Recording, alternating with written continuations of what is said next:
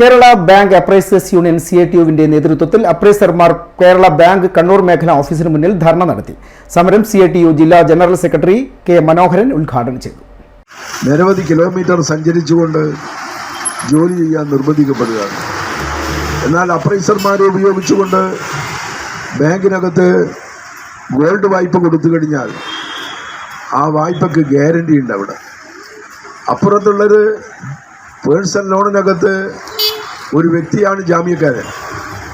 കാർഷിക ലോണിനകത്ത് കൊടുത്ത പൈസ ഒന്നും തിരിച്ചു വരുന്നില്ല.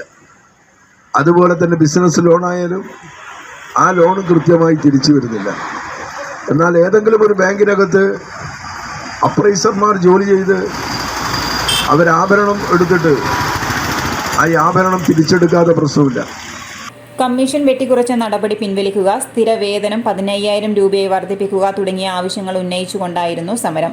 CK പ്രമോദ് അധ്യക്ഷത വഹിച്ചു. CN Mohanan, VP Prakashan, O Sajith, K Manoj, K Biju, Shaji Koothuparamba, Manoj Iritty തുടങ്ങിയവർ സംസാരിച്ചു.